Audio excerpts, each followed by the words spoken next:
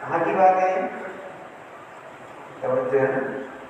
شام میں کسی دربار میں کوئی شخص صحابی رسول کو بلاتا ہے اور بلانے کے بعد کہتے ہیں کہ کیا وجہ ہے تم نماز جمعہ میں شرکت نہیں کرتے؟ پورا ہو گیا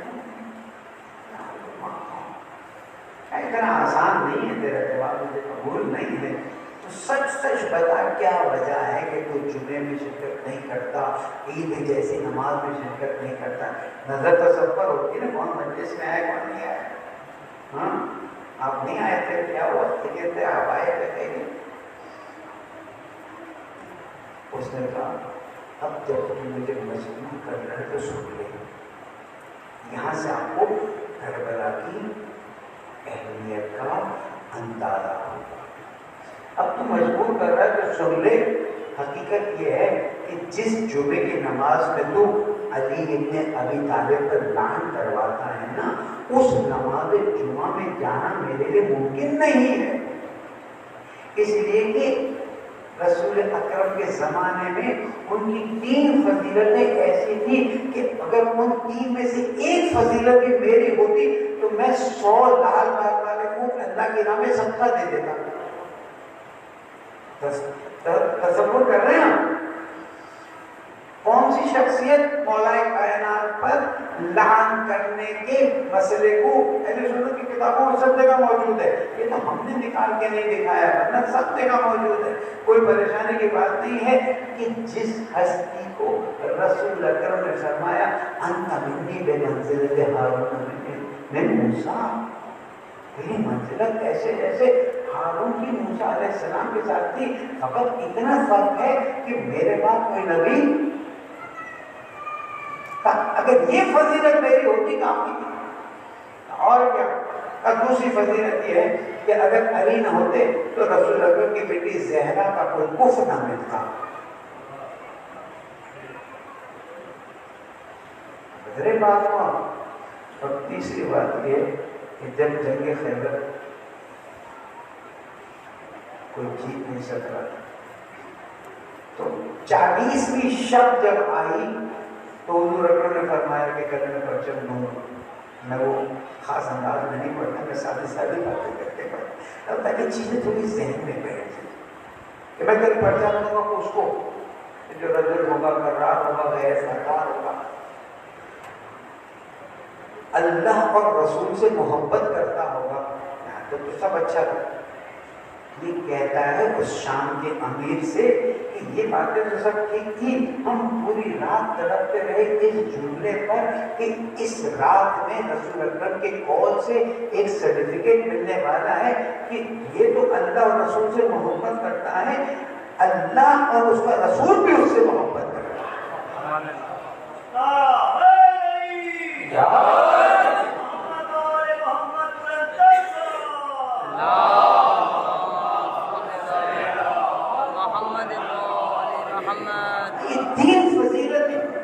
فضیلتوں کے بارے میں اہل سنت کی کتاب پر انصاف سے ڈھونڈنے جعلی حدیث سائن کریں، جو صحیح حدیث ہے اس میں مولا کائنات کی 5000 فضیلتیں بیان کی۔ میں مولا کائنات کی فضیلتوں کو اس وقت ایکسپلین نہیں کرنا چاہ رہا، میں کربلا کا بیک گراؤنڈ سمجھانا چاہ رہا کہ کربلا کا بیک گراؤنڈ کیا ہوا کہ اتنی بڑی قربانی کہ نماز رسول جنت کے جوانوں کا سردار کھڑا ہو گیا ہے کہ اب میں قربانی دوں گا تاکہ اسلام زندہ ہوتا ہے۔ اسلام یہاں پر اس حالت میں اعتدال کی حالت میں تھا، ICU میں تھا کہ جناب اسلام کی عظیم ترین شخصیت رسول اکرم کے بعد کو جا کر اتنا نیچے گرایا گیا کہ لوگ اب سمجھتے تھے کہ یہ جو باتیں کہی جا رہی ہیں وہ صحیح ہیں۔ ہم تو ہمیشہ سے کہتے رہے ہیں کہ ہم ہر اس شخص کو برا سمجھتے ہیں کہ جنہوں نے اصحاب کو برا کہا۔ صحابی کی تعریف کیا ہے؟ اب تو ماشاءاللہ اللہ انٹرنیٹ بنانے والے کا بھلا کرے اور اللہ تعالیٰ یوٹیوب اور فیس بک ان سب کو کسی طرح سے ایمان دلا کر جنت میں لے جائے، ہمارا کام بہت آسان ہے۔ اب کچھ حق کو علماء ایسے نکلے ہیں کہ جنہوں نے کھول کے چیزیں پیش کرتے ہیں، ہمیں پیش کرنے کی ضرورت نہیں ہے۔ عزیزوں، جس دین کی وہ شخصیت کہ جس کے بارے میں رسول اکرم نے حدیث میں واضح طور پر فرما دیا، یہ الگ بات ہے کہ تم حدیث میں باتوں کو ٹرن کر کے دوسری طرف لے جاؤ کہ جس کا میں مولا ہوں اس کا علی مولا ہے، جس کے بارے میں اہل سنت علماء اس بات کو قبول کرتے ہیں کہ مولا کائنات سے متعلق قرآن مجید میں 300 آیتیں ہیں۔ اگر اس ہستی پر لان ہوتی ہے، لان کرنے والے تو کرتے ہیں، عوام کا چپ بیٹھنا خطرناک تھا، عوام کا خاموش رہنا خطرناک تھا۔ یعنی ہم چیزوں کو ایکسپٹ کر رہے ہیں، اور اگر مولا کائنات پر لان کرنا ایکسپٹ ہو گیا تو باقی سب ایکسپٹ ہو جائے گا۔ اب لوگ تک توجہ فرما رہے ہیں، یہ میں آہستہ آہستہ ایسے بیان کر رہا ہوں کہ اور ہمارے زمانہ میں اگر آواز پہنچے تو وہ اس بات کو سمجھنے کی کوشش کرے کہ کربلا ایک چھوٹی ٹریجڈی نہیں تھی، کربلا اسلام کا ریوائول تھا، اور ایسا ریوائول تھا کہ قیامت تک جاری رہے گا۔ درود پڑھنے میں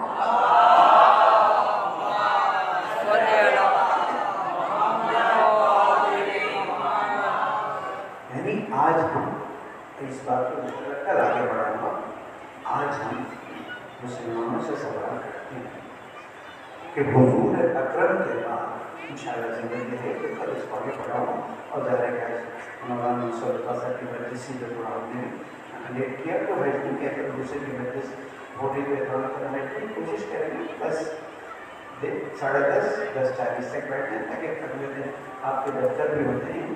یہاں پر اس سوال کو کرنا ضروری سمجھتے ہیں کہ دیکھیں رسول اکرم کے بعد اسلام کی 3 تفسیریں شروع ہوئی۔ اب میں اپنے ٹاپک پہ داخل ہوں، ابھی مقدمات پہ اسلام کی 3 تفسیریں شروع ہوئی۔ ایک تفسیر اہل بیت جس پر ہم آئے، میں مسلک نہیں کہتا تفسیر ہے، ایک تفسیر اہل بیت جس پر ہم قائم ہیں، ہماری مشکلات ہیں لیکن اپنی جگہ پر۔ ایک تفسیر اصحاب ہے، انہوں نے جس طرح سے دین کو بتایا، بنایا، چلایا، تو لفظ ہے۔ بعد میں جا کر ایک اور تفسیر بنی اور اس کا نام میں نے رکھا ہے تفسیر شام۔ توجہ کریں، تفسیر اچھا، دوسری تفسیر اصحاب کرام۔ لیکن جس نے بھی رسول اکرم کو دیکھا اور ایمان لائے اور اس پر موت آئی، وہ صحابی ہے، وہ جنتی ہے۔ لیکن ہم کیا کریں، اس کا ذکر کرنا مجھے اچھا نہیں لگتا کہ قرآن مجید میں ہے ایک سورہ ہے، قرآن مجید میں نہیں معلوم آپ کو اس کا نام یاد ہے یا نہیں ہے، سورہ منافقون۔ بسم اللہ الرحمن الرحیم، جاؤ گے منافقون اور انہیں سوچے کہ رسول اللہ تو منافق آدمی تو کہتے ہیں ہم گواہی دیتے ہیں ہم اللہ کے رسول ہیں، واللہ یشہد، اللہ گواہی دے رہے ہیں کہ ہم اللہ کے رسول ہیں، لیکن یہ منافق جھوٹ بولتے ہیں، درود پڑھتے ہیں محمد صلی اللہ محمد۔ تو ہمیں اس پر کام کرنا ہے، اور انشاءاللہ آئندہ دنوں میں اس پہ گفتگو کریں گے کہ تفسیر اہل بیت میں کیا غلطیاں ہوئی کہ لوگ تفسیر اصحاب کرام کی طرف چلے گئے، اور تفسیر اصحاب کرام میں کیا ہوا کہ لوگ تفسیر شام بھلا کریں، تاکہ عقائد کہتے تو سب سے کریں نا، آج کل تو شام کے لفظ استعمال کریں گے، اس لیے کہ دیکھیں جہاں پر مشکل ہوتی ہے نا، آپ کا اشارہ پکڑنا سب کو وہاں پر لے جاتا ہے۔ میں کسی کے خلاف کوئی بات نہیں کرنا چاہتا، لیکن جاننا چاہتا ہوں کہ اللہ تعالیٰ نے، کل جو گفتگو آگے بڑھے گی، آج کا پیمنٹ وقت ختم ہو رہا ہے، اللہ تعالیٰ نے جو دین بھیجا تھا 1,24,000 انبیاء، اور اس کے بعد جو بھی سلسلہ آپ قبول کریں، اہل بیت کا سلسلہ قبول کریں، اصحاب کرام کا سلسلہ قبول کریں، اہل شام کا سلسلہ قبول کریں، آج اسلام کا کیا حشر ہوا وہ سب بیٹھ کے بتا رہے ہیں۔ پھر میں نے عرض کیا تھا کہ اولے الامر کا مسئلہ اپنی جگہ پر رکھتا ہو. آج ہم پوچھتے ہیں آج اسلام کا جو حال ہوا ہے، آیا یہ وہی اسلام ہے کہ اللہ تعالیٰ فرماتا ہے صبغۃ اللہ ومن احسن من اللہ صبغہ ونحن له عابدون. اللہ کے رنگ میں ڈھل جاؤ، اور اللہ سے زیادہ بہتر رنگ میں ڈھالنے والا کوئی نہیں ہے، جبکہ ہم اس کی عبادت کرنے کے لیے تیار ہیں عبادت کی حالت میں. یعنی اللہ کہاں بلا رہا تھا؟ کسی نے انسانیت کو کس راستے پہ ڈال دیا. جب راستہ بدل گیا، جب ٹرین لائن پٹری بدل گئی، تو اب ایسی قربانی چاہیے تھی کہ لوگوں کو احساس ہو. لیکن اہل بیت کا احترام اپنی جگہ پر موجود، جو اصیل لوگ ہیں. دیکھیں شام کے جو لوگ تھے ان کی بات نہیں تھی. ان کا تو یہ حال ہے کہ جب 19 رمضان کی خبر پہنچی کہ مولا کائنات کو مسجد میں شہید کر دیا گیا، تو پوچھنے والوں نے پوچھا تاریخ میں لکھا ہوا ہے ایسا نہیں ہے کہ علی مسجد میں کیا کرنے گئے تھے. علی مسجد میں کیا کرنے گئے تھے؟ یعنی علی علیہ السلام کا مسجد میں جانا ان کے لیے تعجب آور تھا. اور وہ واقعہ ہے کہ ایک شام میں آیا تھا مدینے میں، امام حسن کو بہت برا کہہ رہا تھا، امام نے دعوت کی، امام نے کہلایا. اسی دن جب جا رہا کہنے کا، جب آیا تو سب سے زیادہ بغض آپ کا تھا دل میں، جب جا رہا تو سب سے زیادہ محبت آپ کی ہے. لیکن یہاں سوال ہے نا کہ سب سے زیادہ بغض ان کا رہے گا. آئے تقریر تو ان کا بیان کر رہی ہے، آئے محبت ان کو بیان کر رہی ہے، آئے مباہلہ ان کو بیان کر رہی ہے، سورہ رحمان ان کی تعریف کر رہی ہے، سورہ حلقہ ان کی تعریف کر رہی ہے. درود پڑھنے محمد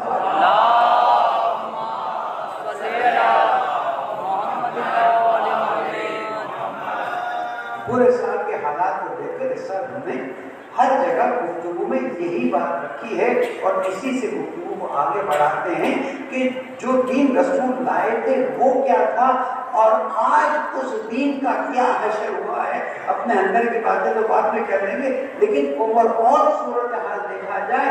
اور یہاں پر آ کر ایک سوال کل کیا تھا، اسی سوال کو دہراتا ہوں کہ اگر کربلا کو تاریخ اسلام سے نکال دیا جائے،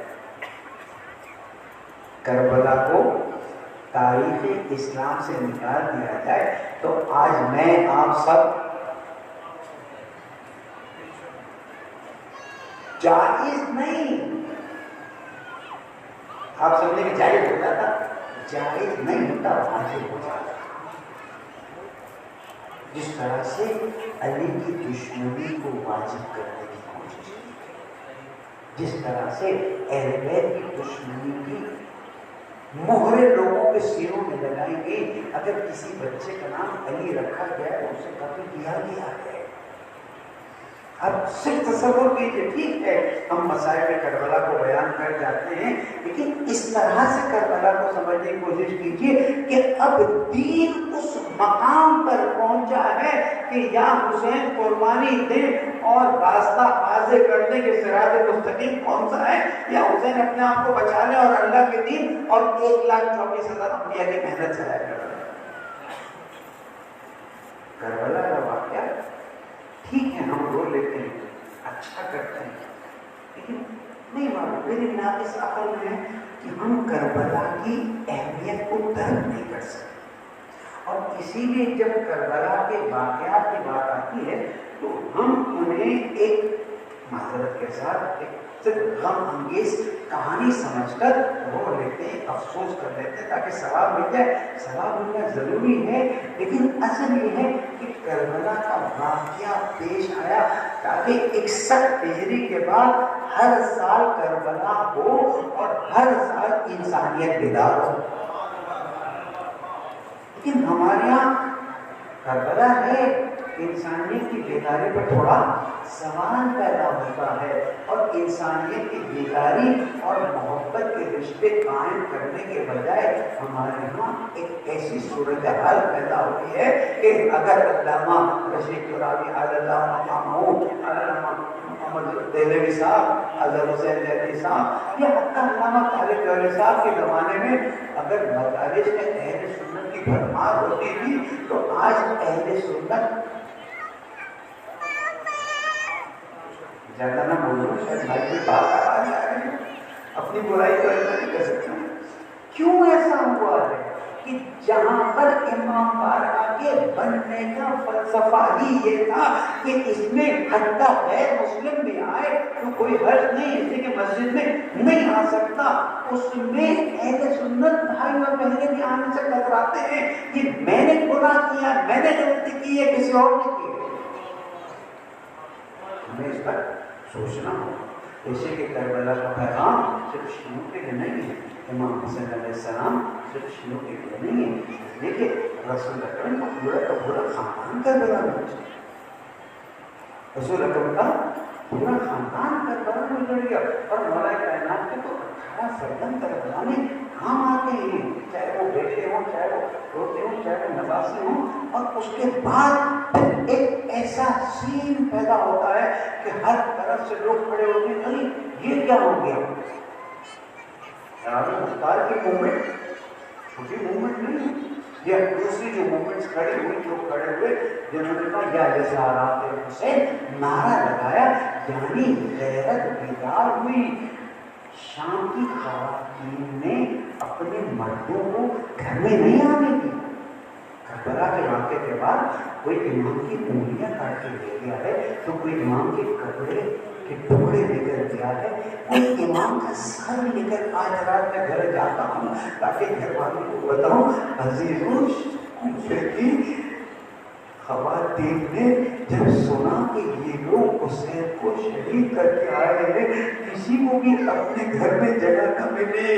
ان کی غیرت کہاں چلی گئی تھی کہ چلو حسین کی شہادت اپنی جگہ پر افتخار ہے، علی اکبر کی شہادت اپنی جگہ پر افتخار ہے، کربلا کے تمام شہیدوں کی شہادت اپنی جگہ پر افتخار ہے.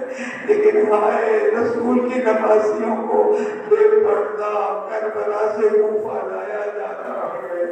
یہ وہی ایام ہے جب سیلانیوں کو کوفے کے بازار میں گھمایا جاتا ہے اور اس کے بعد عبید اللہ ابن زیاد کے دربار میں لے جایا جاتا ہے. عبید اللہ ابن زیاد کے دربار میں میں نے کل بتایا کس طرح سے جناب زینب کی بے احترامی کرنے کی کوشش کی گئی. عزیزوں علی کی اس بیٹی نے غیرت میں آ کر ایک خطبہ بیان کیا. اس خطبے کے جملے اس طرح سے بیان کیے، اے لوگو آج علی کی بیٹی تم سے مخاطب ہے، بتاؤ یہ جو سر سامنے پڑا ہے، بتاؤ یہ جو سر تمہارے سامنے پڑا ہے، یہ سر کس کا ہے؟ یہ سر اس کا ہے جس کو رسول اپنے سینے سے لگاتے تھے. یہ سر اس کا ہے جس کے ہونٹوں میں رسول بوسہ دیا کرتے تھے. یہ سر اس کا ہے جس کو رسول نے فرمایا تھا حسن اور حسین جنت کے جوانوں کے سردار ہیں. یہ سر اس کا ہے جو زہرا کا بیٹا ہے، جو علی کا لال ہے. جب عبید اللہ ابن زیاد نے چھڑی اٹھائی اور امام علیہ السلام کے ہونٹوں سے بےعزتی کرنے کا ارادہ کیا، ایک رسول کا صحابی کھڑا ہو گیا. اے عبید اللہ ان ہونٹوں کی بے احترامی نہ کرنا، یہ تو ہونٹ ہیں میں نے اپنی آنکھوں سے دیکھا جب میری آنکھیں تھی، اب میں نابینا ہو گیا ہوں، مجھے بتایا گیا ہونٹوں کی بے احترامی ہو رہی ہے. اے عبید اللہ ابن زیاد میں نے اپنی آنکھوں سے دیکھا تھا رسول انہی ہونٹوں کو چومتے تھے، چوستے تھے، حسین کو سینے سے لگا کے کہتے تھے حسین مجھ سے ہے، میں حسین سے ہوں. على القوم الظالمين وصل على الذين ظلموا آل محمد أيما الكلمين القلب إنا لله وإنا إليه راجعون. پڑھنے والے ہماری ازالوں کو قبول کر، ہمیں صحیح معنی میں کربلا کو سمجھ کر اپنی زندگی میں روشن اپنانے کی توفیق عطا، ہمارے گناہوں کو درگزر کرنا، ہمارے نوجوانوں کے مسائل کو حل کرنا، ہمارے ملک کے مسائل کو حل کرنا، جہاں تک مومنین ان کی جان مال آبرو کی حفاظت کرنا. بیماروں کو شفا کامل عطا فرما، کورونا کی شر سے ہم سب کو محفوظ فرما۔ پانے والے نبی محمد و محمد کا واسطہ علماء کرام مناظر نام پر اہل موضوع قائد محترم جو دین کی خدمت کر رسول زندگی میں صحت سلامتی عافیت عطا فرما، پانے والے ہم سب کی عاقبت پر خیر فرما دے، اہل بیت کی محبت پر موت عطا فرما دے، پانے والے ہمارے امام کو راضی فرما دے، ان کے ظہور میں تعلیم فرما دے۔ درود پڑھنے محمد